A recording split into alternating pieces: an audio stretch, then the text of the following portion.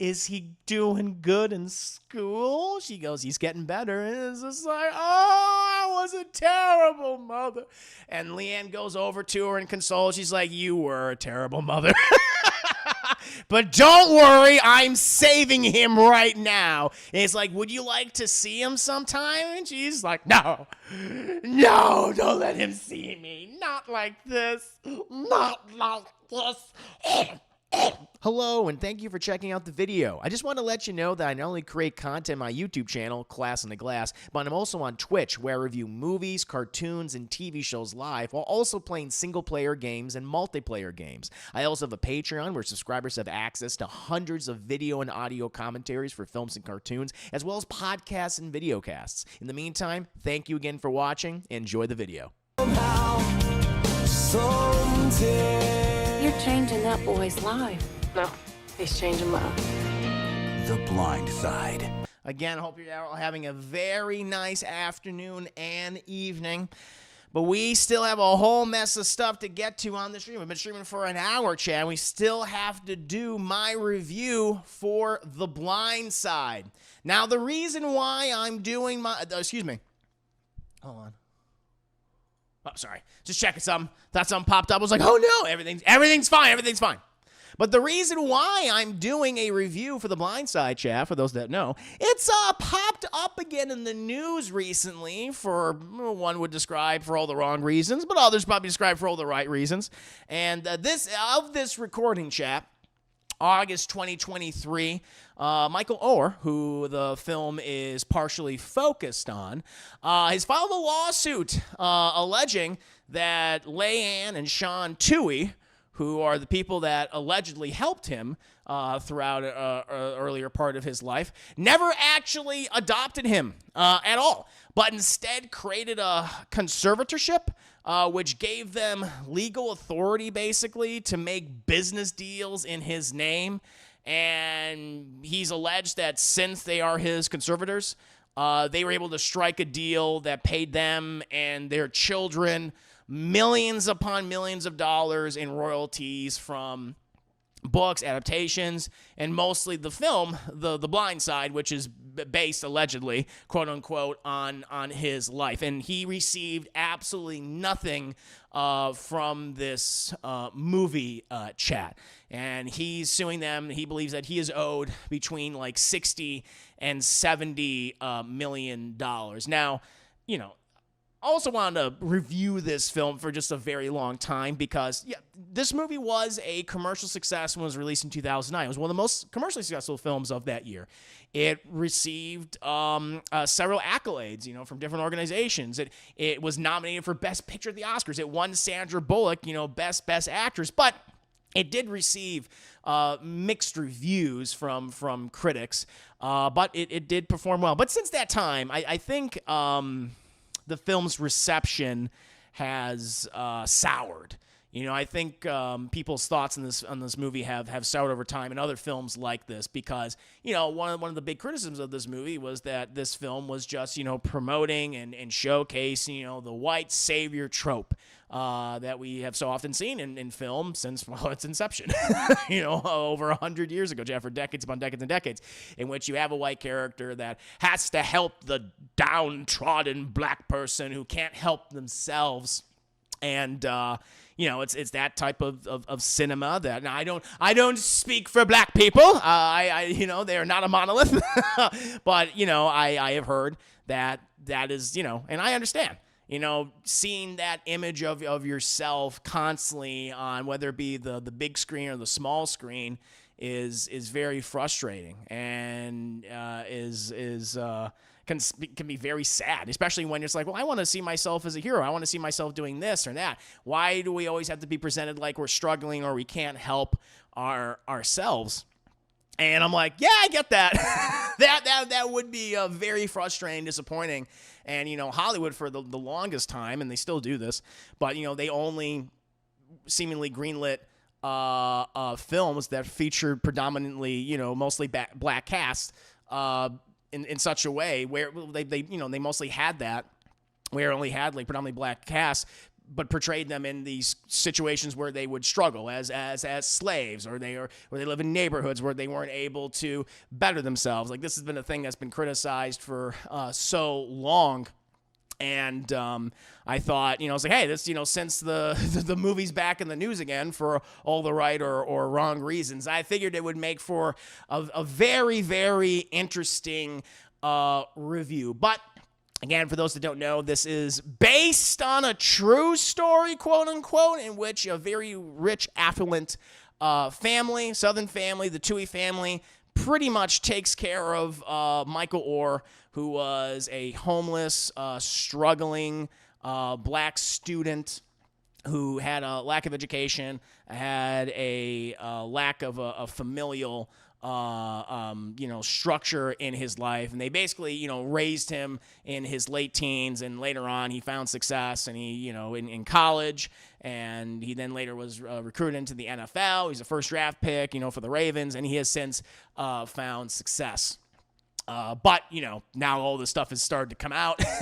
It kind of puts certain things into question, with this movie. And it's funny enough, like, the movie actually addresses some of this. I was like, oh, shit, I actually forgot that the movie, like, literally addresses, like, some of the things that now the Tooheys are, like, being accused of. So it's like, oh, man, it's just come back to the bite him in the ass to a degree. So, we'll see how this all plays out, chat, in court, and if Michael Oher will actually, get the money that is owed to him. But I do like how this film starts out with this opening narration from Mrs. Toohey, chat, Leanne Toohey, and she's pretty much explaining, as she says, I'm explaining the rules of the football game. That's what I'm doing now. So, it's like it shows the stock footage of this football game, like right in the beginning. And she's playing, now listen, now a lot of people would say that the quarterback is one of the most important members of the team, and that's true. Quarterback, they throw the ball, and the person gets the ball, and then they run, and then they score points. That's how football works. Now, the thing is, what would you say is the second most important player in the team of the football? That's the left defensive tackle. Now, the job of the left defensive tackle is to hit the blind side. They said the name of the movie. To hit the blind side of the quarterback and take him down, prevent him from throwing that football, and from the people from catching the football and scoring a point. See, that's what this story is about, all right? Because the left side tackle is not like the quarterback who's lean and mean and slim. No. Quarterback, he's a wide boy. He's got a lot of junk in the trunk. He got some thick thighs in front of him. He got a big old beer belly, but he used all that fat. Use all that man meat, take down that quarterback, hit his legs out. He can't throw that ball no more. That's what this story is about. It's about the blind side. Not only the blind side of the quarterback, but the blind side of society. It's like, whoa, okay, here we go. The blind side of society. And we cut, chat, and we see Michael Oher. He is being interviewed by... the movie pretty much says is the mean, evil black lady.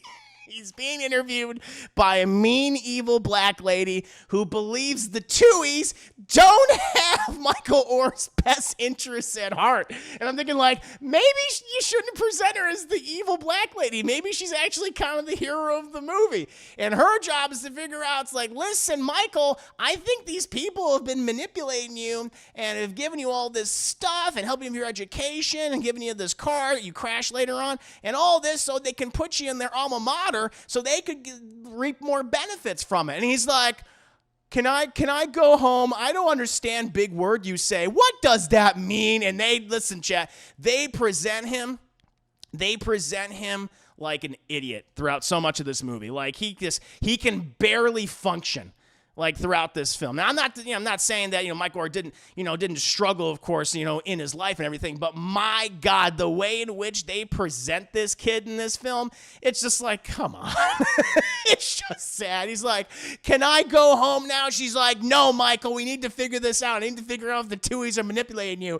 And he's like, stop speaking about my white family. They good, not bad. And before that, chat, 2 years ago, All right, because we're not focusing on the mean black lady yelling at Michael Oher, all right? We are going back 2 years, all right? And now we are in the hood. Because they should almost like have a cryon pop up on the screen and just should say the hood or the ghetto. And we see Big Tony, who is kind of like this character who's only in the beginning of the film. He has a son named Little Stevie, chat. You got Big Tony, you got Little Stevie, and you got Big Mike. Apparently, chat, everyone, now is this true? The movie pretty much says, listen, if you live in the hood and or the ghetto, you have big or little in front of your name. Nothing in between. That's just how it is, all right? If you're big, you get big. If you're little, you get little. If you're normal size, we'll just call you a regular name, but you're fucked if you're a different size individual. Anyway, Big Tony is driving Big Mike, who is Michael Oher, and Little Stevie, who is his son, through the hood and in the ghetto, chat. And we see how horrible it is there. Horrible. There's drugs, and there's poverty, and there's day drinking, and there's jaywalking, chat. So many goddamn jaywalkers in the hood. But then we transition, and we go to the suburbs, chat, and it's clean. It's white, and it's gonna be all right. And the way that they have Big Mike, the way that they have Michael Oher look out, like from the window, it's like he went to Disneyland. He's like, oh, is this what it's like? Is this the way all those crazy white people live? They don't have any, like, drugs on the ground. It's like, oh my God. He's like, oh! He's like a dog looking out the window. You know how like a dog gets excited when it looks out the window? It's like, squirrel, squirrel, person, you want to be my friend? That's pretty much what Big Mike is like in the first 5 minutes of the movie. And Little Stevie. Little Stevie's like, oh man, this is great. I love looking at all the white people. This is crazy. Anyway, they're driving through the suburbs, and eventually they get to this private Christian school, Chad. This nice private Christian school which provides the Christian education, right? And so the Big Tony, who's a mechanic, by the way, he has his own business. Big Tony, you know, he's a good guy. You know, he knows what he's doing, Chad. But he parks the car, and he's like, boys, I'm going to be right back. I'm going to talk to the coach, whose name is fucking Cotton. Coach Cotton, Chad. So he parks, and the boys, they kind of explore the campus a little bit. But Big Tony meets with Coach Cotton, and Coach Cotton is like, who are you? He's like, I'm sorry, sir. My name is Tony. People call me Big Tony because I'm a big guy. It's what we do in the hood. I'm either big or little. Anyway, I'm here today to talk about getting my son and his friend into your school. And he's like, I'm not admissions. You need to speak of admissions. He's like, I understand that, but I just wanted to talk to you about the boys. And basically he's talking about, like, you know, their athleticism. Meanwhile, we cut to a basketball court, which is right outside Coach Cotton's window, chat, to his office. And Little Stevie, he's like, hey, man. And he finds a basket of, like, a whole container. He finds a whole container of basketballs, and he can't believe it. He's like, all these white people just left out all these basketballs and they didn't lock them up. And Big Mike says, white people be crazy. And so they help themselves to a basketball, chat, and they begin to play the basketball. And they're just having a great time, chat, having a wonderful time. Meanwhile, we cut back to Big Tony and Coach Cotton, and Big Tony's explaining the athleticism of his boys. Is like, you know, my son, he's little, but he's got a lot of pep in his step. And Big Mike, now there's a reason why we call him Big Mike. And it's like, why you call him Big Mike? And he's like, well, let me show you. And so they go to the window, and they undo the shades, and the coach looks out, and he sees Steve, and he sees Big Mike. He's like, my God, look at that boy, he big. And it's like, that's what I was telling you. It's like, oh, don't worry. We can find a place for him in this school. I'll just go ahead and I'll meet with the school board, and we'll be able to iron out all the details. There's no problem at all. It's like, oh, things seem to be moving up for fucking Big Mike and Little Stevie, chap.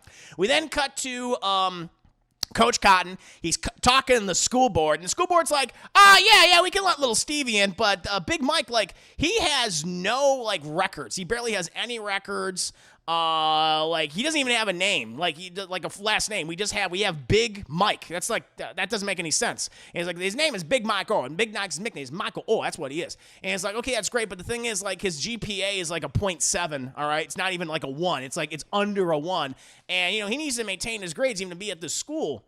I mean, college, forget it. He's like, listen, this is a Christian university, all right? And we help the downtrodden. That's what we do here. This is Coach Cotton that's speaking, chat. We help the downtrodden. And if we don't help Big Mike Oher, well, we might as well just strike the Christian off of our school name.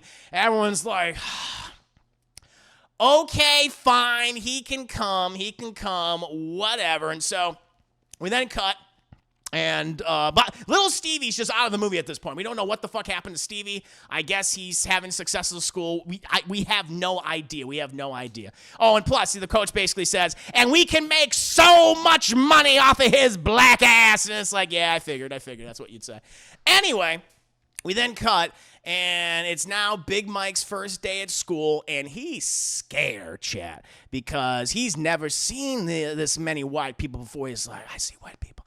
And he goes to his first class, which I think is like a biology or science class, and he meets Mrs. Boswell. And the thing is, like, how they portray him, like he enters into a room, everyone's like, oh, when they see him.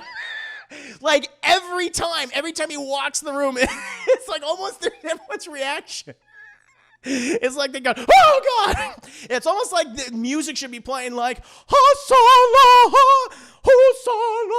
like anytime he walks in the room, it's like, oh my God, why is that scary operatic score following Big Mike Oher? I'm like, I don't know. I don't know at all. But they all freak out when they see him. And he just stands up there in the front of the class, just kind of not knowing what to do.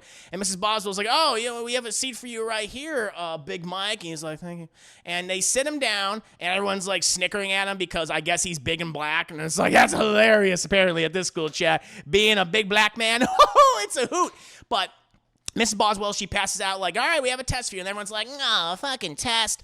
But it's not graded. It's just to judge you on what you know. Then she can kind of, create a lesson plan for everybody and figure everyone out and what they do know, what they need to know, etc. And so they pass out all the papers and things. They all do the thing. But Big Mike, he just stares. He just stares at the paper like the entire time. And everyone, like, the bell rings, everyone gets up and they leave. But Big Mike, he's just still sitting at his desk. And then Mrs. Boswell comes over. She's like, Big Mike, everything okay? Going okay?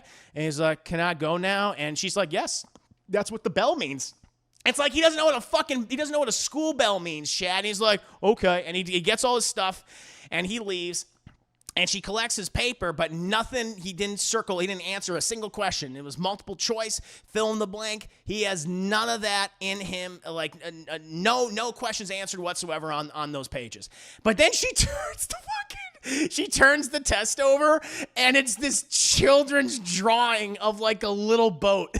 Of a little boat of a sail, and then there's like little stick figure Big Mike just going, hi.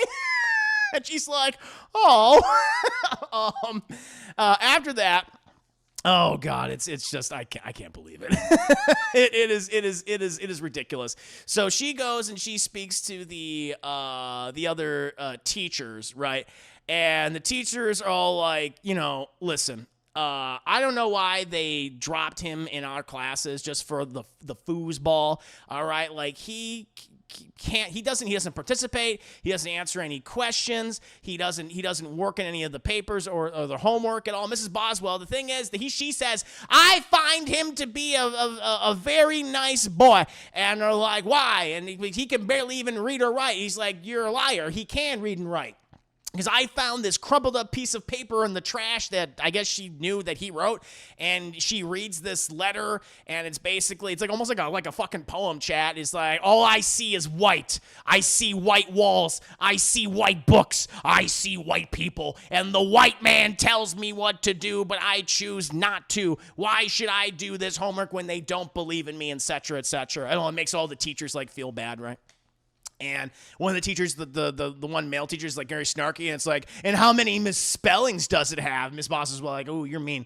We then cut, and we were introduced to Sandra Bullock's character of Leigh Ann Toohey, and she is a very, very successful interior designer, chat. And she's on the phone. She's talking about, now listen, this house is going to be featured on Cribs, okay? And we got to make sure that this house looks extra pretty, all right? I don't want nothing looking bad on the MTV, because my daughter, she loves watching MTV, all right? She loves them crib shows, and my husband loves cribs, and my kids love cribs, so we got to make sure that all these houses and all this interior design look great, all right? Call me back. I got to go to my volleyball game.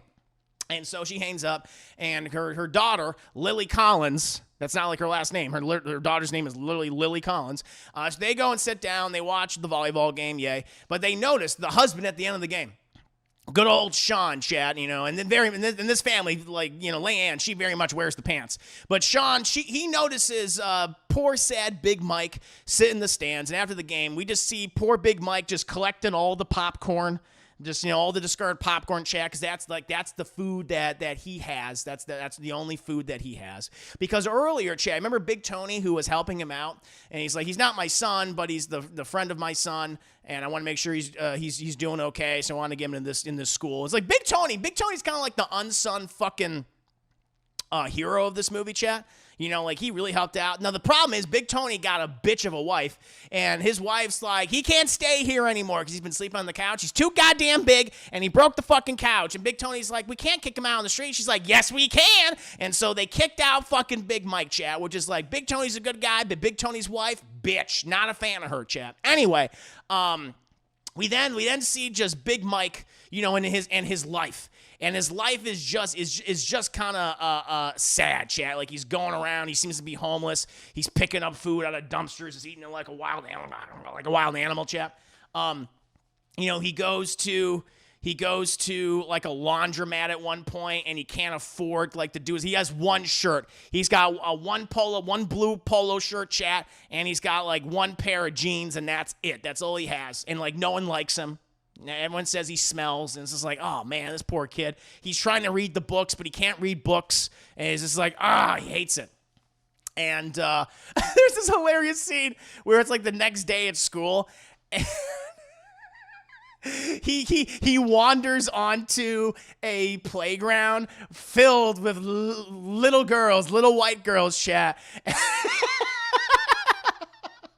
And when he presents himself in front of them, he goes, hi. And all the little white girls go, ah! They all scream. It's almost like as if he charged onto the playground and went, where are all the white women at? And they all went, ah! And they all run away. They all run away with the exception of SJ. Sean Jr., Chad, good old Sean Jr., who is the son of Leanne and Sean Toohey. He's like, I will befriend this gentle giant black man, and he will be my brother. And so he introduces himself. He's like, hello, my name is Sean Jr., but everyone calls me SJ. Notice that you're trying to interact with the ladies and you scared them half to death. I think girls are gross, so I found it very amusing. You amuse me, John Black Man. Will you be my friend? And Big Mike's like, okay. And he's like, oh, he got a new friend. But Leanne, she sees this interaction between SJ and Big Mike, and she's like, Sean, all right, time to go. And he's like, all right, well, I'll see you tomorrow so you can entertain me even more. And so they go, he goes to his mom. They get in the car, and she's like, who is that you're talking to? He's like, oh, that was Big Mike. And he's like, oh, and she's like, oh, she gets more curious. She saw him at the game earlier, right? Her husband mentioned him and everything. But again, it's just getting like really, really sad for Big Mike, Chad. And then one day he's wandering the streets this is after I don't know, like an assembly or something. All the parents go there to the school. Oh, it's a school play. That's what it is. So SJ, he was in a school play about the Indians and the Pilgrims, right? Because it's Thanksgiving, Chad. It's the month of November, and that's when we have Thanksgiving here in America, all right? That's how it is, all right? Canadians, I don't care what day you celebrate right now. Thanksgiving is American. Anyway, at least that's their opinion, not mine. But they finished the play, and little SJ is like, now I don't know why I couldn't have been the chief. I think the decision was made to be more diverse. That diversity is gonna bring an end to the arts, in my opinion, Mom. And she's like, well, I'm sure they just wanted to give it to someone else. And he's like, well, the person they gave it to was what did they say? Was a Mexican. She's like, well, you're Irish, so he's closer to them Indian folks than you are. It's like, what is this movie? What are you talking about? Anyway, They notice it starts pouring fucking rain, and they notice Big Mike. He's wandering the streets. And just soaking wet. And Leanne tells Sean Toohey to slow down, honey, slow down. I want to see that's Big Mike over there. And they pull up next to him. It's like, Big Mike, are you okay? He's like, I'm going to the gym. And they're like, all right, okay, thanks for letting us know. And they pull away, but Leanne, her intuition lets her know, like, nah, something's up. And they pull up against him, and she's like, now listen, Mike. She gets out of the car, she confronts him. She's like, now listen, Big Mike. We all know that the gym's closed right now. Why were you wanting to go there? Why were you heading that direction? Because it's warm. And she's like, do you have anywhere to go? He's like, only the gym. And she's like, all right, you're coming home with us. And so they get him in the car, chap. And they drive home, and again, he's like in fucking Disney World. It's like he's seeing Mickey Mouse's fucking castle, Chase. Like, whoa, this is amazing.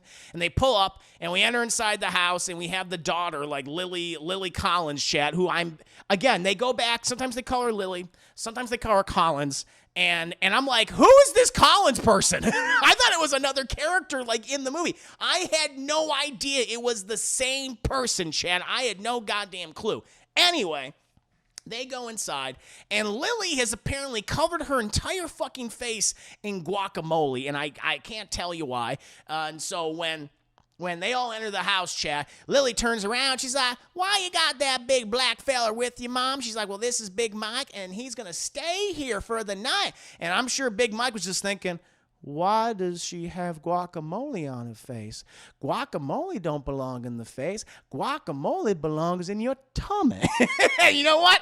I'm with Big Mike on that one. I think that's true. I would not put it on my face yet. I would put it in my tummy. Anyway, They set up a nice little bed downstairs for him. Well, they have him sleep on the couch, and he's like, now, if you need anything, Big Mike, just let us know. He's like, okay. And then Leanne and Sean, they go to bed, and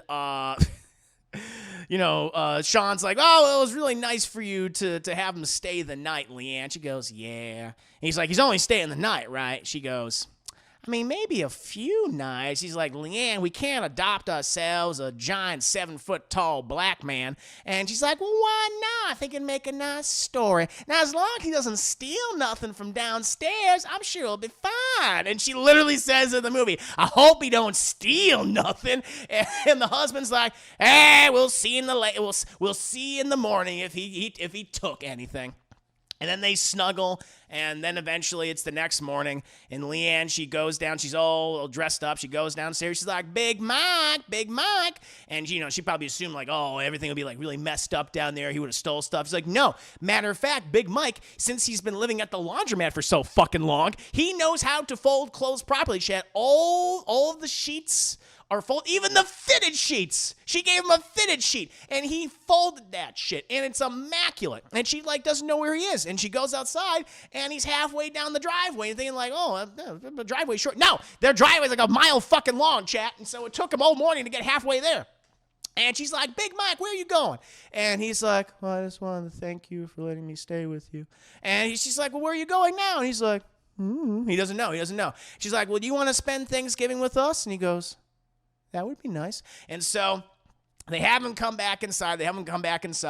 And they have a wonderful, wholesome Thanksgiving, chat. Now, Mrs. Toohey does not make any of this food. They get it from the oh God, what's the Boston Market? That's what it is. They get all the turkey and the mashed potatoes and the gravy and the corn and the cornbread. They get all that from the Boston Market.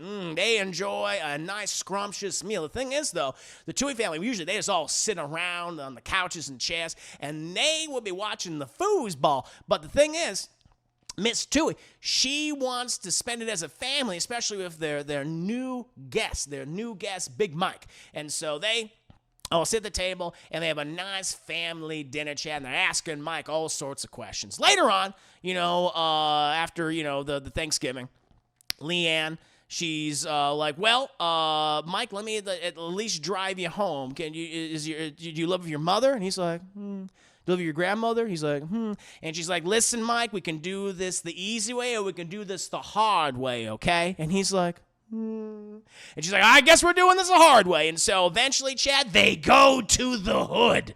They go to the ghetto, which we saw earlier in the film, right? They go to the ghetto, and you know who's the king of the ghetto in this movie, Chad? There is a hierarchy apparently established in this film. In this version of the ghetto and or the hood, T-Dog from The Walking Dead rules all, Chad. Remember T-Dog from The Walking Dead? You know, I don't know why they called that guy T-Dog, terrible name. But guess what? Blindside and The Walking Dead are in the same universe. I think this takes place before the events of The Walking Dead. I would imagine, chat. But T-Dog, he runs the block, right? He runs the block.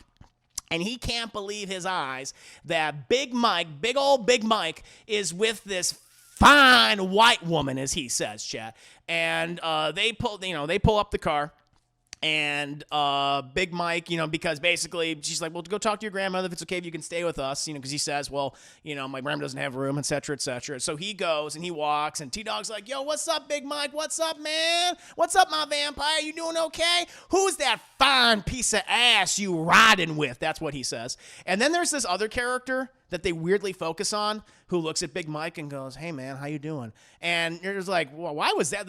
Like, they really focus on this particular guy. Like, they show his face and everything, and they have, like, a kind of a connection. Like, they lock eyes, and they go, He comes back later on in the film, but it's just kind of like, well, that was weird. Anyway, T-Dog, he's just making, like, kissy faces at Sandra Bullock, and Sandra Bullock's just like, oh, my God, I'm terrified. No, she's got this attitude like, I don't care what you say or how you look at me. Okay, I can hold my own. That's like her whole attitude, right? And we cut to Big Mike. He didn't go to his grandmama's house, chat. He's just sitting in the fucking gutter. He's just sitting behind a house, like in the gutter, just looking sad. So he has to make it look like he's talking to his grandmother, but he really isn't. And so eventually, he goes back to Leanne. And he's like, did you get your grandma's permission? He goes, yes, I did, ma'am. And then it's like, okay, cool. So let's go and get you some new clothes because, he only has the blue polo shirt like he has. He's been wearing without the whole movie and the jeans.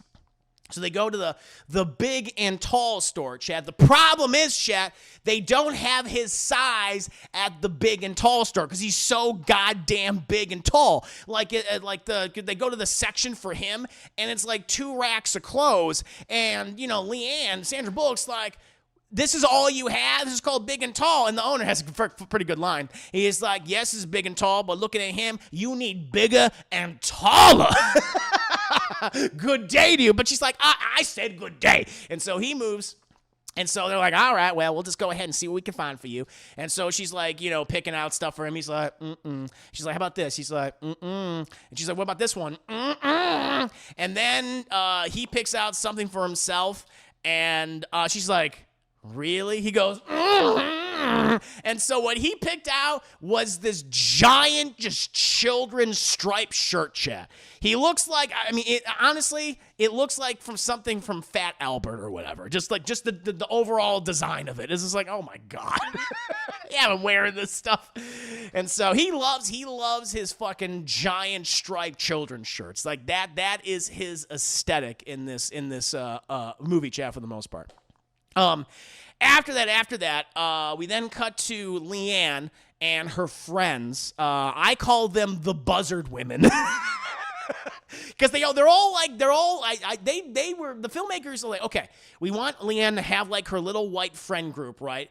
But, we have to have them be like her, but they can't be as pretty as Sandra Bullock, right? They can't be as good looking as Sandra Bullock. So kind of give them all fucking like gizzard necks. Make them all look like a bunch of fucking vultures, right? And so they're all talking this like, oh, Leanne, it's so good to have you. We heard about everything that you've been doing with that boy of yours. Oh, it's so adorable. It bless your heart and bless his heart for everything that you're doing. We're so proud of you, Leanne. She's like, no, thanks. He's a great big boy. He's like, oh, he very much is. He just dominates you when he steps up to you. Woo, he casts a mighty big shadow now, don't he, girl? You're like, yeah, pretty much. Like the fucking Skeksis from the Dark Crystal show. They all like, like all like that. Like the Chamberlain. After that, we then cut to It's the next day or whatever, and they are setting up the guest room to be Mike's room, Big Mike's room. Also, he says that there's a scene where Leanne's trying to figure him out. She's like, I have some questions for you, and, what do you like? What do you not like, Big Mike? And he's like, I don't like being called Big Mike. She's like, okay, do you prefer Michael or Mike? And he's like, Michael's nice. And he's like, I'm going to call you Michael from now. So they all start calling him Michael for the most part from now on, chat. But she's setting up this bedroom for him. And it's like, he's just mesmerized by everything. And he's like, whose cupboard is this? And he's like, that's your cupboard, honey. Whose drawer is this? That's your drawer, honey. He's like, oh. And he's like, what about that? And she's like, that's the bed. He's like, yeah. Is that mine? She goes, yes, honey, that's your bed. Yes. He goes, wow. And it's like, I just can't believe it. I haven't had something like this before. And she's like, what, you haven't had your own room before? She's like, I never had a bed before. And she's like, oh my God. Oh! And so she has to leave the room because she is overcome with emotion, chat, because she is so shocked that he has never had his own fucking bed. He's never slept in a bed before. That's what the movie is saying. He's never slept in a bed. He's always been couch surfing his entire fucking life, Chad. 17 years on this planet, only couches or the fucking streets or the laundromat where you learn how to fold clothes. That's what he's doing. Never been in a bed before. And that's what he says. It's not an exaggeration now, is it? At least in the movie. And she needs a moment to herself, Chad. She just has a nice quiet cry, right? We've all been there, ladies. We all need to have a nice quiet cry sometimes. And after that, we cut to the teachers, and like Mrs. Boswell, she's been really working with Mike, trying to improve his grades and everything.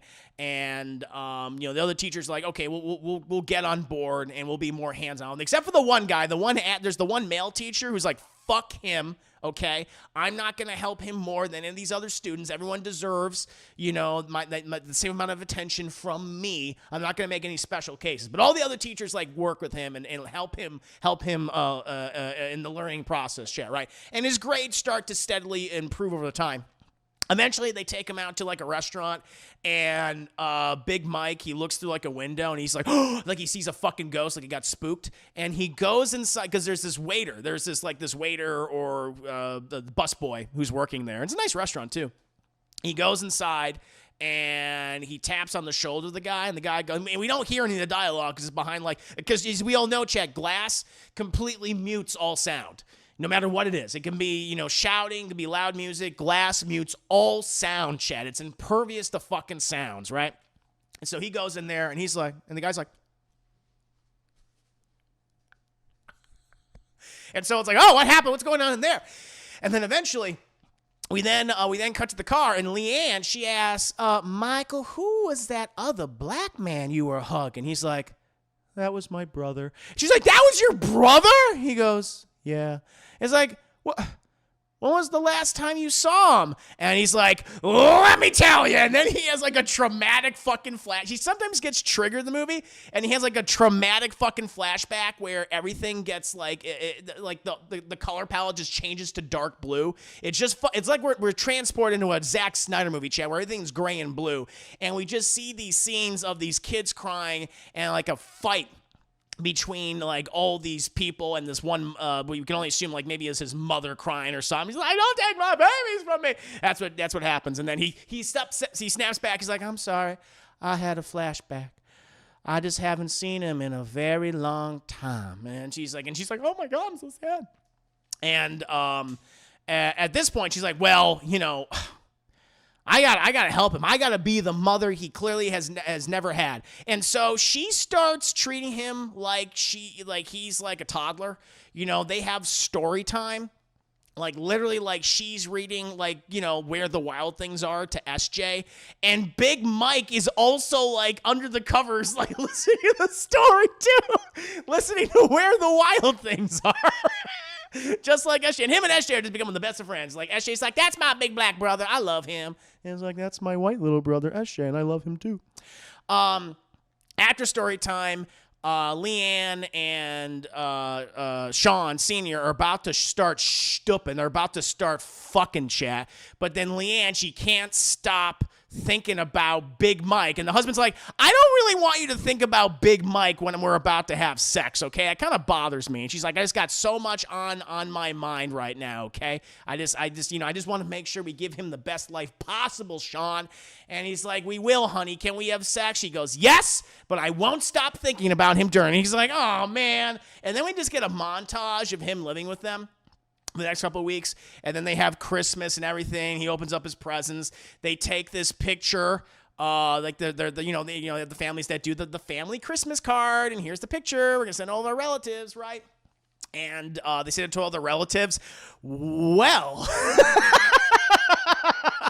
some of the relatives take umbrage with the new addition to the family. And we get a call. We get a call, chat, from Uncle Baba Joe. Baba Joe, he calls Leanne, and he's on the speakerphone. She's like, oh, hi, Baba Joe. How you doing? It's like, I'm doing all right. Now, listen, Leanne, you know I love you. I love you. You know, you're a sister to me. She's like, I am your sister, idiot. He goes, yeah, you are. Now, listen now. Now, I know I'm about 5 cold ones deep. I'm drinking the beers, or I'm celebrating Christmas right now. She goes, I can see that. I can hear that. And he goes, now, listen, unless I'm going cross-eyed or walled-eyed, or unless I've been drinking too much, when did you get a big old color boy in your Christmas card? Is he real? Is he a ghost? And it's just like it's played out for everyone to hear. And Big Mike, he looks at the camera and goes, like it's a fucking sitcom. But they're like, oh, that's just Bobby Joe. He's deeply racist. And so they hang up on good old Bobby Joe. And eventually we cut back to Leanne the Buzzard. She goes and visits her vulture friends. And the Buzzard women are just like, Leanne, you know what? It's just adorable what you're doing. We all got your Christmas card, and it was so funny. I mean, we have your family, right? And they're looking all normal. But then you just have that big black boy in the picture, too. And I mean, he was overshadowing you. It's like, what'd you say? No, it's like, I didn't say no. Dude, tell her that joke I told you. It's like, okay, I'm going to zip my mouth. I'm going to do that right now. But all I'll say is, it looked like he was about to attack all of you or something. It was hilarious. And Leanne's like, fuck you. And she's like, well, it's just a joke. Leanne's like, no, fuck you. All right? Listen. He's a part of my family now. All right, I've been taking care of him. And I don't like all this talk. I don't like the racist innuendo that you're implying that it's almost like he's dominating over us, or that he's domineering, or that he's scary. Stop saying that. He is the sweetest boy I have ever met in my life. Okay? And quite frankly, you all look like a bunch of fucking Skeksis from the Dark Crystal. They're like, ah! They're very upset by that. And she's like, you know what? And fuck you. I'm not paying for my fried cheesecake and my sweet tea. Good day. And they're like, Leanne. She's like, I said good day. And then she leaves. And so we don't see the Buzzard women from the Dark Crystal anymore, Chad. That's all good. She's cutting out all the racist people in her life right now. Now, eventually, after that wonderful scene, oh yeah, because that's the other thing. The women, the Buzzard women, along with making just all these like racist comments, they also ask Leanne. Now, we don't want to pry, but don't you just find it a little uncomfortable with Big Mike being there and your daughter Lily Collins? She's like, what do you mean? She's like, well, Lily Collins is a young, beautiful, voluptuous woman, and Big Mike, well, you know how his people can get. That's what she fucking says. You know how his people can get. And she's like, wait a goddamn minute. It's like, whoa. And so that's the big thing that just ends like, fuck you, the Buzzard women, get the fuck out of here. I'm not paying for my fried cheesecake or my sweet tea. Now the problem is just a little bit of that kind of that little bug did creep into her ear, a little racist bug. She's like, "Well, I'm just gonna make sure my daughter's comfortable. And not because I think like Big Mike would do anything, but I want to make sure that she's fine with him around. And so she goes and speaks to. This is the point where I realized, like, oh, the daughter's name is Lily Collins. I thought the daughter's name was Lily. I'm like, who the fuck is Collins? Is that her friend? But she goes to speak to Lily Collins. She's like, Lily Collins, I just want to ask you now. I just want to make sure you're feeling comfortable. I know it's a little weird, a little strange that we've had, Michael living with us for the last several weeks, but are everything okay? She's like, oh, Mom, I don't care what people say. I look at Michael like as my own brother. He's my big black brother. And she's like, I just want to make sure. Okay, that's great. Okay, very good, very good. And then we get a montage of Big Mike, of Michael, being a friend to Lily. They are making goddamn sure in this movie that there is no sexual attraction between all of them. She's like, she introduces Mike to her friends. Like, this is my friend and brother, totally platonic friend, Michael. He's like, hi, my name's Michael, and I'm totally in no way sexually attracted to Lily Collins. Lily Collins is like a sister to me, and I'm just very happy to be her friend. I'm happy to be your friend. And they're like, Michael, that's a good thing to say, man. And so it's like, all right. But it's like a little bit of that racist bug crept into Leanne's ear, I think, chat. Anyway. After that wonderfully awkward scene, we then cut to Big Mike. We cut to Michael at football practice. Now, apparently, Chad, this is, one of the many, many, many flaws in the film. But Big Mike doesn't know how to fucking play football, like, at all. He's like huge. He's like 7 feet fucking tall and 355 pounds. But he doesn't know anything about football. And Leanne, since Coach Cotton is so fucking frustrated with it and doesn't know how to coach him, your job is to fucking coach him. And he's like treating him like he doesn't understand anything. Leanne has to literally teach him how to play football, like, on the field. It's like, all right, listen now. Okay, Michael, I want you to go squat. You got to squat for me now. It's like, squat like me. And he's like, he starts squatting like this. That's right. And you're going to do this. You're going to run at that boy, and you're going to hit his blind side. And this is the name of the movie. You hit him like the title of the movie. That's The Blind Side. And he's like, okay, Leanne. And he does that. And he's amazing at football. Now, the real life Michael Oher has said that is complete bullshit. I knew how to play football. I knew all that stuff way before I ever met them. Okay? Like, he said, like, that was made up for the film. I made up in the goddamn book. Like, Leanne did not teach him how to play football, Chad. Like, I imagine many other things are made up in this movie. Anyway, after that, since, Leanne, she's busy running her interior design company, Chad, she can't always be there to help, Michael. I mean, listen, being a full-time white savior's hard, Chad, and sometimes you can't do it full-time. Sometimes you got to concentrate on other things. But thankfully, her 8-year-old son will help raise this 17-year-old black man, Chad. Thank God for SJ. And so SJ, he teaches Michael, like, how to do other football things. He films all these videos. Like, remember that it's like it was one of the press images for the movie. It was also on a number of posters. Like, there's the poster which we see, like, you see right now, where it's, Leanne with her hand on Michael Oher's back, and they're, walking into the fucking heaven or something like that. There was another poster that shows a little kid, like the little white boy, like literally helping pull like Big Mike up. That's the scene in this movie, Chad. Like, he's just constantly helping Big Mike up, because Big Mike doesn't know how to get up, Chad, because he's so fucking big. He doesn't know how to lift himself up. So he's doing all that, and that's where they really start to bond over time. After that, the training gets a little bit better and everything. And Mike then wants to ask Leanne a question. Leanne's busy with the interior design business. She's like, oh, what is it, Mike? He's like, I'd like a driver's license. And she's like, why would you want something like that? You don't even drive a car. You don't even have a car. And he gets all like, He gets like really sad. And she's like, why do you want a driver's license, Mike? He's like, I just want something with my name on it. I don't have any forms of identification, which is sad and also dangerous. And she's like, oh shit. And so she's like, oh man, okay, I understand. And so then she goes to whatever office or whatever. She goes to the I guess it's the county capital, right? The county capital.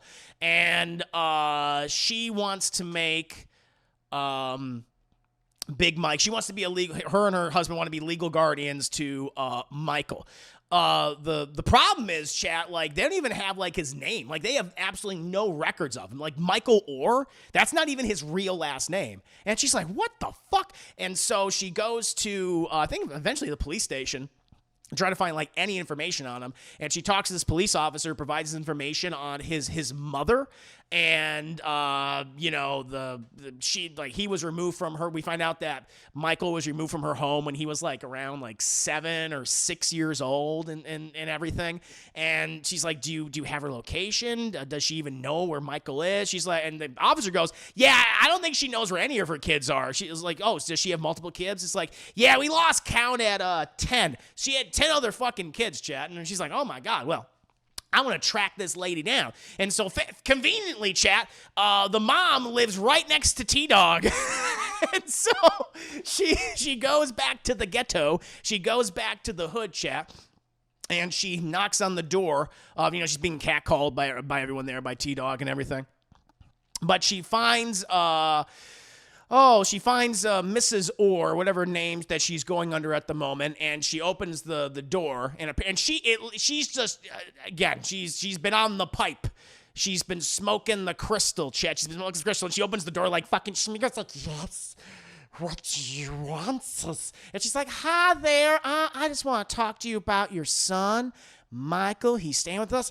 Michael? Maxis, come on. And so she lets her in. She gets all done up, and they sit in the apartment. It just does not look good. It's a pile of shit.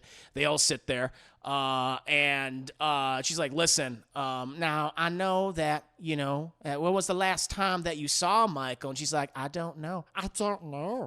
And she's like, do you know what his last name is? And she's like, I don't even remember who his father was.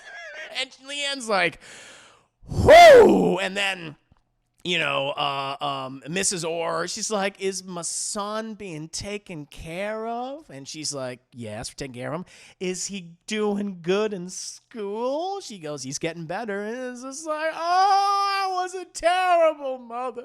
And Leanne goes over to her and consoles. She's like, you were a terrible mother.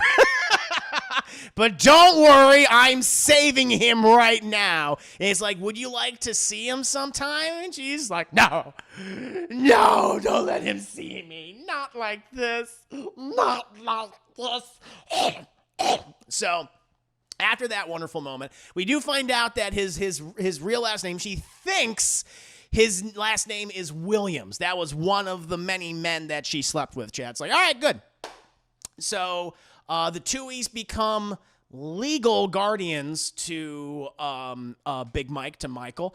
And they also, along with getting him a driver's license, which he's so proud of showing off to everybody, they also get him his first car, chat. And you're thinking like, oh, it's going to be like, like a regular car, something for like, a first-time driver, something very safe. No, they get him the biggest fucking truck possible.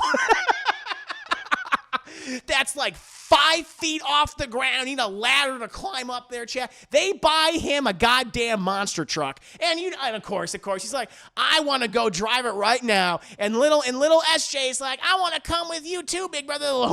Let's go, little bro. And so they hop in the car, chat. And of course, they start playing all that loud music, all that hippity hop, chat, all the hippity hop and all the rap. And as they're just grooving out to all the hippity hop and all the rap, Big Mike's not paying attention to the road.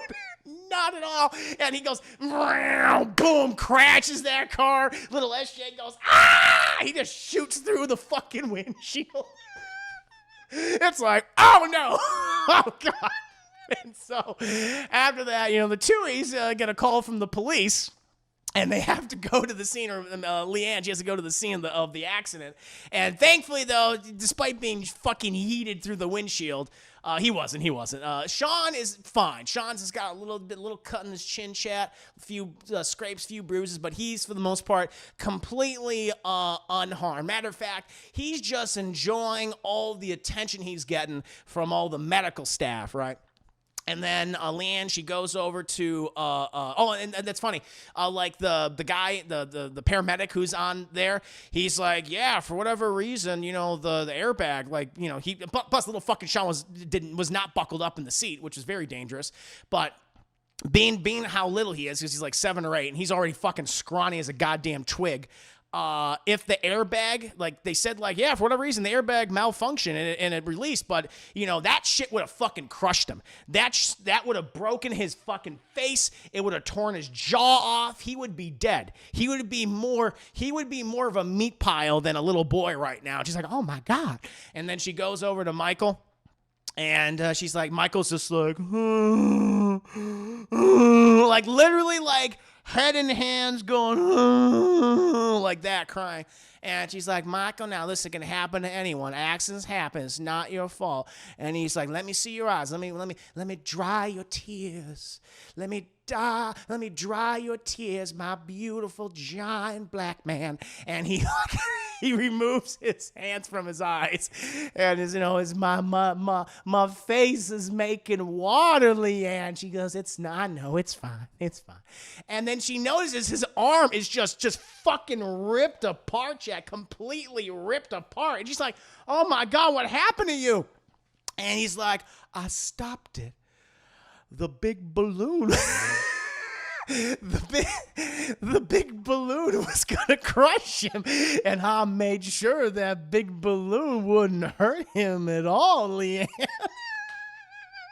And so it's implied that fucking Michael literally used his one arm to prevent the bag, chat, for preventing the bag from crushing little SJ. Just with one arm, and it's all tore up his arm, but he don't feel no pain. It don't even hurt.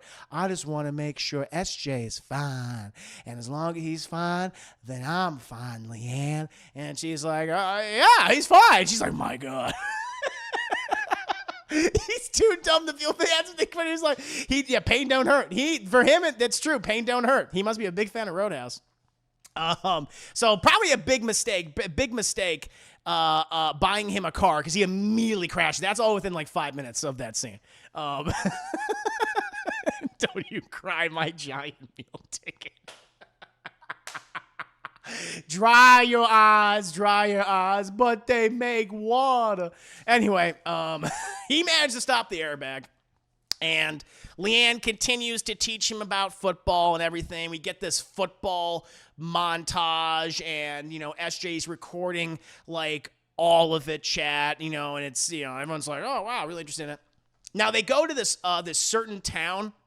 They're the away team, and they go to, like, this was absolutely like a former sundown town. That's what it is, chat. Where, for those that know what a sundown town is, like in the fucking South, hell, it was in the North too. But a sundown town was like, hey, if there were any black people in the town, like after sundown, we would fucking kill them. That's what they would do in a sundown town, right? And so this place they go to is most definitely like a former fucking sundown town, and they go there. And all the team members are just harassing Big Mike there. I mean, they're not quite saying the N-word, but man, they're getting close to it. Man, they're getting close to it. Yeah. They're saying everything but that. I'm like, they would absolutely fucking say that. But they're like, we don't want your kind here, boy. They use the word boy a lot in this movie. And it's like, this is our field. This field ain't suited for you, boy. Like just doing that. And then even the fucking, like, at one point, like, they trip him, like, the play's been called, whatever. And then one of the guys just fucking trips and the other one pushes him on the ground. He's like, oh, and he falls. And the referee sees it but doesn't say anything. He just sees it and goes, looks away. He's like, that's a beautiful looking bird in the sky. And the Coach Cotton, good old Coach Cotton, he comes over, he's like, ref, you just saw this, I saw right there. He's like, they tripped my player. They tripped him right there in front of you. And the ref's like, oh. It's like, okay, 15-yard penalty. And he's like, thank you. And then he goes, on you, coach, on you, 15-yard penalty for sassing me. And he's like, what the fuck? And he throws down his hat, chat, and then he just starts cussing out the ref. He's like, you redneck racist motherfucker. And he's doing everything that he can say. But then it's okay, chat, it's okay. Because, the person who de-escalates it is Big Mike. Big Mike, he just wraps his arms around Coach Cotton, and he's like, it's okay, Coach Cotton. I just appreciate you having my back. And I don't care what these boys out here say. As long as I have you in my corner, then I can do anything. And Coach Cotton's like, oh, yes, my white guilt has disappeared. Yes, indeed. So, yeah, getting more of a wonderful montage. And they're just showing him. Everyone's very impressive, Big Mike.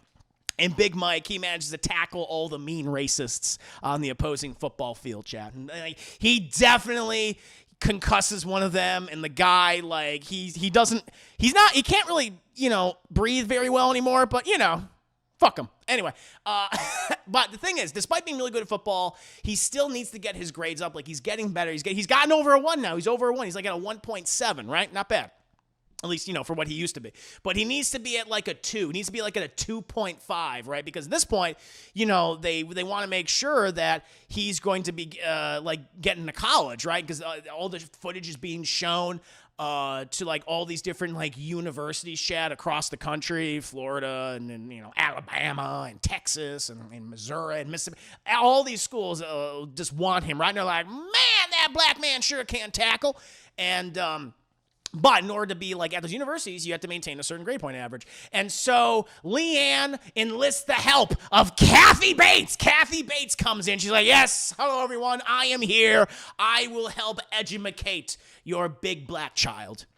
And Leanne has to have a little interview with Kathy Bates because Kathy Bates in the world of this movie is a controversial figure, Chad. She did not get into the school as a teacher at the school that Big Mike goes to, the Christian University, because Kathy Bates is an agnostic.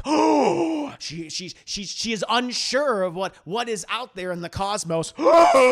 So she's not a believer in the Christian faith. And Leanne's like, it doesn't matter what you believe in, Kathy. I'm just happy that you're here to teach Big Mike the education. She's like, well, I can educate him. But there's one other thing I have to reveal to you. And it's a very controversial thing that has followed me for my entire life. And it's made me lose friends and family members. And she's like, what is it? And Kathy Bates looks, she like leans in. She looks like Leanne dead in the fucking eye. And she says, I'm a Democrat. And she's like, heathen. And she's like, okay, that's fine with me. It's okay. There's some good Democrats out there, I'm sure. You know what you are, Kathy? You're one of the good ones. You're one of them good Democrats because you're going to help our big black child. And so Kathy Bates begins educating big old Michael Oher, and she gets through to him, Chad. She's able to make education fun, and even though it's a struggle for him, actually, I'll admit, the two of them have a good rapport. She's pretty good. I do like her when she's she has a fucking great scene later on in the film. There's a moment later on because, they start talking about all the universities, and like the Tuohys are definitely like pushing Ole Miss, the University of Mississippi on Big Mike because that's their alma mater, and they have a lot of benefits from there, and they even have a fucking condo there. They go to all like the games and stuff. And Kathy Bates, she talks about like this at this other university. There's like the University of Alabama or Kentucky or something. And she's like, oh, is that one of the universities? One of the universities you're looking at, Michael? And he goes, yeah, I like it there. They seem nice. And she goes, oh yeah, University of Alabama.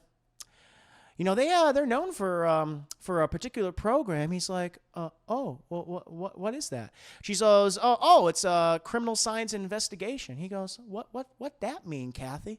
And it's like, oh well, they help study body decomposition. And he's like, what does that mean? And she's like, well, what they do is they experiment on dead cadavers, dead people, right? And the FBI often consults them on a variety of cases, murder cases, serial killers, all sorts of things like that. It's very prestigious there, Michael. And he's like, oh. And she's like, do you know where they keep all the bodies that they experiment on, Michael? And he goes, they keep them under the football football field in cold storage. And sometimes when you're there at night, you can hear them wanting to crawl out of the ground. And if you're alone, and if the lights are all out, and if there's not a soul on the field, with the exception of one, they've been known to pop out of the ground and drag you down to the depths of the cold storage. I'm like, this movie's The Blind Side. What is this scene? He's like, ooh! But she's like, I'm sure it's just an old superstition. I was like, okay, if you say so. But she's like, I think Old Miss is more suited for you, Michael. I think you would love the University of Missouri. But then we cut to the other teachers, and Big Mike's getting all of his grades up. All of his grades have been really good, with the exception of that one asshole teacher. Because that one asshole teacher, he's like, listen, because Leanne, she goes and visits him, and she's like, hey, all the teachers have been helping him out and really, like, he's been improving all of his assignments and stuff. Why aren't you not helping him? He's like, I'm not going to spend more attention on just one specific student, okay? And I'm gonna grade him based on what he's giving me, and he's giving me he's giving like the C+ work to D work. Like, that's the range he's in, all right? And that's what I'm giving. He needs a B in the class to get that 2.5 average. He fucking needs it, right? And she's like, God damn it. And so she's like, is there anything he could do to get a B in your class? And he's like, well, they have like an end of the semester essay where it's a third of the overall grade. If he aces it, then he'll no matter what happens after it, he'll get a B in the class no matter what. And she's like, okay, cool. And so then her and the husband are trying to convince, Big Mike to do like a certain book for a book report, and like he don't like any of the goddamn books. But eventually the husband convinces him to do this book. I don't remember what the hell it was, but he convinces him to do this book, and fucking Big Mike, he writes the most just beautiful essay thesis on this book that it makes that evil white teacher cry. He's like, oh my God. A++++. But he's like the teacher from the Christmas Story, chat. It's like, it's beautiful. Oh my God. So anyway, they're like, oh, perfect. Like he got the grade, chat. He did very, very well, very, very well. On the book report. The problem is now, and that's the thing, because all these other schools, all these other like coaches and stuff, they start to come to the house, basically trying to pitch Mike on their schools and their programs. But eventually, he settles on, Old Miss, the University of Missouri, Mississippi, whatever the fuck it is. I don't know. He picks that school. And everyone's like, yeah, he picked our alma mater. We're not going to get any benefits out of this. And but then he has like one final interview, chat, because as we all know, at the University of Old Miss, of Old Mississippi / maybe Missouri, there is an evil black woman who is there to destroy your life. It's the final obstacle in your college education, chat. You need to be investigated by an evil black woman. At least that's what the movie says. So they go to the University of Mississippi, possibly maybe Missouri, I don't know. And already Leanne's like, it's that evil black lady who investigates everyone. That's not good. And she's like, yes, I need to speak with Michael alone, Miss Toohey. She's like, all right, well, I'm gonna be just outside. And so the evil black woman, she sits Michael in this huge conference room. It's the beginning of the movie. It's basically, we're at the beginning of the movie now. And she's like, listen, Michael, I just wanted to, ask you a few questions. So are you telling me that the Tooheys have basically taken you on and they're your legal guardians? He goes, yes. And it's like, and they provide you everything for you, like clothes and food and a bed. Never had a bed before. She's like, that's kind of sad. And so did they at any point like push you to go to this specific school? It's like, well, it's their school. They're from here. She goes, yes, I know because a lot of people that are in your life have come from this school or are about to work at this school. And it seems what they're trying to do is, after raising you for so long, they're almost presenting you as a gift to this university, almost as if you're used as a bargaining chip to get them more influence here at their old alma mater, and to provide and to enrich themselves along with all their friends. And he's like, your words confuse me. And she's like, I'm just trying to tell you the truth, okay? I'm the evil black lady, and I need to let you know what's really going on, Michael. He's like, ah! And he gets very upset. And he leaves. And even though the evil black lady is saying, like, Michael, I have not finished asking my evil questions. But he's done with the questions. And then he goes and confronts Leanne. And it's like, Leanne, the mean evil black lady told me that you did all these things just so I could be used as a bargaining chip in your alma mater, so therefore you can enrich yourselves and get money off of my story and get numerous benefits from this university for yourself, for your husband, and for your children's and your children's children's and your children's children's children's. Is that true? And Leanne's like, no, definitely not that. I wouldn't, no.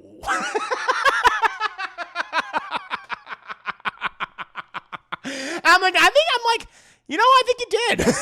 I think you did. And with the new context that we have with this movie, I think that's pretty much exactly what they did. But he's like, I don't believe you and I hate you. And he leaves. And Leanne goes and talks with Sean about this. And she even has like, Sean, did we, maybe push him to do this, but like totally not realize that we were actually pushing him because, we definitely love him and wouldn't like use him in a pawn in our own game to make like millions upon millions of dollars to enrich ourselves and our children's and our children's children's and our children's children's. We didn't do that, right, Sean? He's like, no,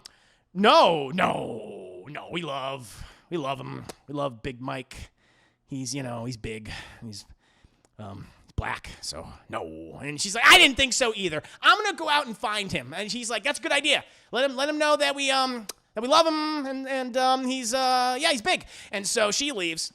But then Big Mike, he wants to find his mama, but he does not know where she is, right? Even though we know that she lives fucking right next to T-Dog. And so he goes back to the ghetto, to the hood, as is described in the movie, where he runs across T-Dog. He's like, my man, Big Mike, come in, man, come on, we're just having some fun. We're just indulging in all sorts of things that we like to do in the hood. We have dominoes, right? You like that? We have other stereotypical things. Come on in. So they all go inside. And they offer him some malt liquor, which he does not particularly fancy because Big Mike has been drinking rosé wine now, living with the Tuies chat. And he's like, I don't like the way this tastes. And he's like, oh, don't worry, it'll grow on you. Hey, by the way, man, when you were living in that big life, that Big Mike life, and you saw that fine thing every day, that Miss Tui, oh, she looked good. And he's like, I don't like the way you're talking about her. And he's like, what about that daughter of hers? That one that has like that serial killer name, that two first names, Lily Collins? I thought she was two separate people. Guess what? It's just one woman. She was delicious, wasn't she, Mike? You get up in that? And she's like, I don't like the way you're talking about Lily Collins, and she's just one person. I was confused earlier. I thought she was two people, but she's just one. Stop saying all these things about them. He's like, motherfucker, I'll say everything I want to say about them, and maybe I'll go over there myself with those boys, and I'll show them how a real man will mess them up. He's like, ah! And he fucking freaks. And he destroys their entire house. He just hulks the fuck out. Ah! And he starts flipping tables. He starts beating the shit out of T-Dog from The Walking Dead.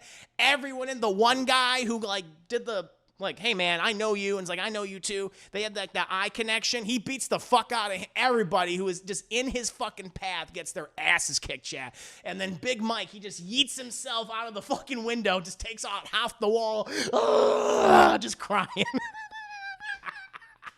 It's the next morning, and Leanne has gone back to the hood, and where she sees T-Dog, who is nursing his wounds, And she's like, T-Dog, have you seen Michael? He's like, yeah, you tell that big black motherfucker that if he comes back here, I'll kick his ass. You know, he just caught me off guard with all of his punches and his ferocity. But when he's back, I'll kick his ass. And Leanne's like, I don't think you will, and you're mean, and fuck you. And she proceeds to leave. He's like, oh yeah, bitch, you think you can talk that way to me? You just a bitch. You just a white bitch. And she turns around and she steps up to him. She's like, listen, I have lunch with the DA every 2 weeks.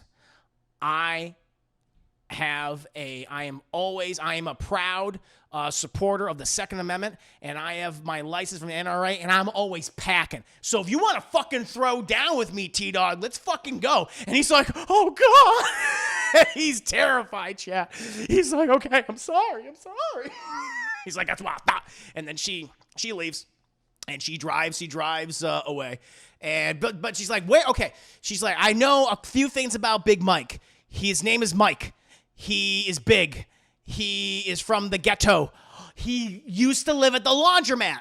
He must be at the laundromat. So she goes to the laundromat, and fucking lo and behold, he's at the laundromat, sitting out there in the gutter. And so she sits out there, and she sits in the gutter, and she talks to him, and he talks back at her. And basically, she's like, listen, we didn't mean to push that on you.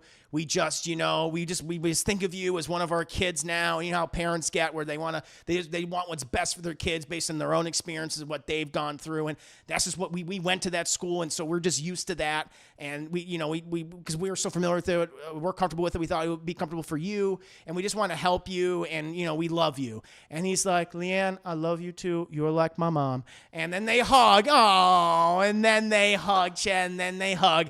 And then it's however many months later, and he graduates from high school 2.5, over 2.5. He did so well, and he goes. It's his first day at the university, and the whole Tui family just hugs him. They're like, "You're gonna do great things, Michael. We're gonna be a family forever." And then he's like, "Yeah," and then he's like, walking real slow in the school. Everyone's like, "Yeah, it's Mike, yeah." And we see that apparently, Chad, thanks to the work of Kathy Bates, that he got on the dean's list, right?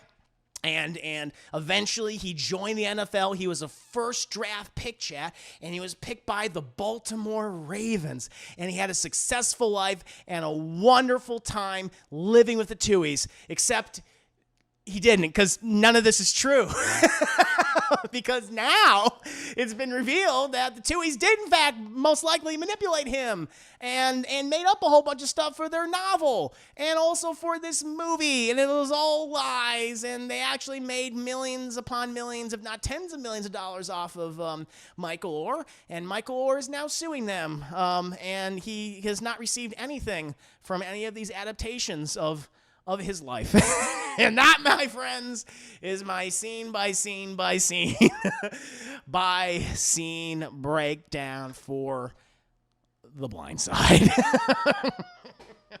I hope you enjoyed it. I hope you liked it. Oh man. He is suing the shit out of them right now. Get out the prequel. He got out. You gotta give it to him. He got out, Chad. Good work, Jesse. Thank you. Yeah. Oh, they're filthy fucking rich. They're extraordinarily wealthy in the movie. Well, at least 5% of the movie. But yeah, no, she's interior designer. The husband, I don't know what the fuck he does. He makes money. They were on Cribs. He's like going to win because the evidence pretty damn. Oh, they had fast food money. Oh, that's what it's from. Okay, it doesn't be where the husband's is. So many good ones. Thank you. I can't wait to see the sequel. I actually really want to. I want a sequel to this movie. I want to like. They only like 100. That's what it was. That must be where their money came. Because they can't. That's the thing. Because I'm like, why do they have something they're eating? Like in the movie, I didn't pick up on this until just now. But yeah, there's a lot of Taco Bell imagery in this film. Like they're constantly eating fucking Taco Bell, and it's like, oh, that's why. Because they own like 100 Taco Bells. There, yeah, that makes sense. Yeah, Blind Side 2 with the blind spot. Yeah, that's what maybe they should call it, like the blind spot. Seriously. This would be an interesting movie to make a sequel to, but it's like, okay, you've seen this story, but here's like the real story. That would be fascinating. I think I would actually kind of want that. That would be like really, really cool. Man. Yeah, he should make his own sequel, yeah. Would you say this is the worst of the Best Picture nominees? What was nominated in 2009? I don't remember. Let's see here. 2009 Best Picture nominees. Let's see here. Oh, I guess it was 2010 technically, so it's 2009 is the okay. All right, so this is the Jesus. Oh yeah, this is when they nominate. How many fucking movies did they nominate this year? Wow, did they nominate all these? I thought okay. So I guess this is what nominate. Unless I'm wrong. Hold on. Best actor, supporting actor. Oh, here we go. Select a category. God damn it. All right. Best picture. So here are the nominees. They had a lot of nominees this year. So in 2009, they had The Hurt Locker, which won. Hurt Locker's pretty good. Hurt Locker, Avatar, The Blind Side, District 9, and Education. I don't know what that is. Inglourious Bastards, Precious. Oh, that's right, Precious. There's your struggle movie. A Serious Man, Up in the Air. Yeah, out of all those, yeah, it's the weakest. Now, I don't know what An Education is. I've never seen that one. So, but yeah, Blind Side, definitely. Absolutely. Whew. There you go, champ. I hope you liked the review. I hope you had fun with it. Again, this is the stuff that they get away with in this movie. Like the stuff that they say. It's like, oh my God. Oh man. Michelle, good to have you here. Welcome up. Oh yeah, I keep forgetting to have the Cult of the Lamb totem still activated. The woman for Precious also won Best Supporting Actress. Oh, did she?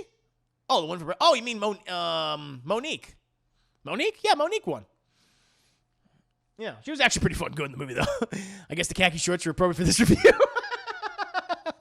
There you go. I was in character. Your review was funny, I'll say. Thank you, Loco. Miss Daisy's Green Side there. That is a hybrid of a bad movie, yeah. I was in the best Oscars the year James Cameron lost his ex-wife. That's right. That was funny. It was epic review. I think this may go down as one of the best ones in history. It's going to prove us right. Thank you. Oh, I appreciate that. Thank you so much, Chad. Very kind. Very kind. Oh, man. Yeah, it was a fun one. I knew it'd make for a really fun review. Whew. Jesus Christ. I'm tired.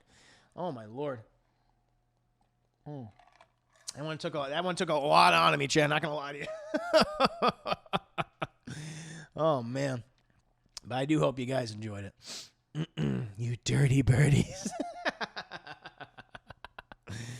Oh, man. Pain don't hurt.